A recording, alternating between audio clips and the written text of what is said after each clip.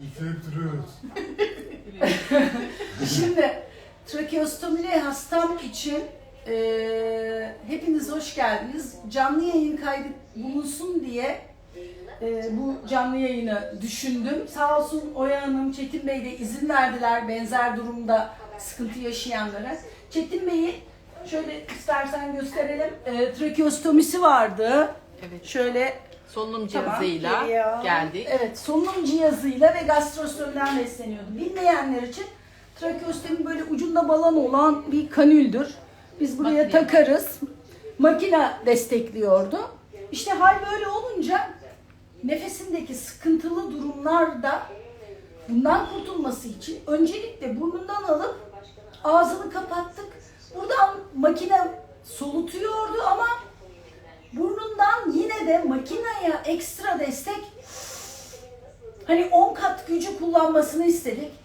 Aldı, tuttu ve burnundan verdi. Oya Hanım muhteşem bir refakatçi ve hasta yakınıydı. Sağ olsun Rüya Hanım'ın sayesiyle Hep birlikte başardık. bizim büyük bir şansımızsınız. Yani- Buraya geldik, sizinle tanıştık. Sağ Çok olasın. büyük yardımcınız oldu. Postural drenajı, yani yan çevirerek, sırtını pat pat pat yaparak, şöyle gösterelim mi? Şöyle alttan yukarıya pat pat pat, bir o yana bir bu yana segresyonların boşaltılması için yardımcı oldu. Onun sonrasında trakeostomi kanülüyle küçük temiz bir ben malzemeler vermiştim. Trakeostomi kanülünün şu ucunu ara ara kapatarak Oya Hanım kapatıyordu trakeostomi kanülünü. Çetin Bey de topları hafif hafif üflemeye başlamıştı. Yani o zaman tek tük yapabilmeye, çünkü önce üflemek daha kolay oluyordu. Derin bir nefes alıyorduk, şurayı kapatıyorduk, üfletiyorduk topları. Sonrasında, bak gene üflemek kolayına geliyor değil mi? Şikayetçisin sen. Şimdi trakeostomiyi yavaş yavaş kestik. Karnından beslenme hortumundan geçtik. Şimdi bir çeker misin? Harikasın. Tut kendin. Tut. Hadi ben Evet, burnundan boşaltıyorsun. Boşaltıyoruz. Tekrar, Hadi. tekrar. Boşalt. Yani aslında Çetin Bey nefesine küfretmek yerine nefesine teşekkür etmeyle başladı.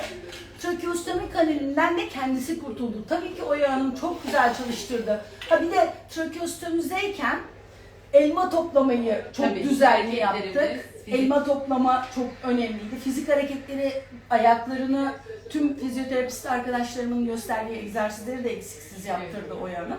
Ama bu kanülün ucunu trakeostomize takipçilerime söz vermiştim.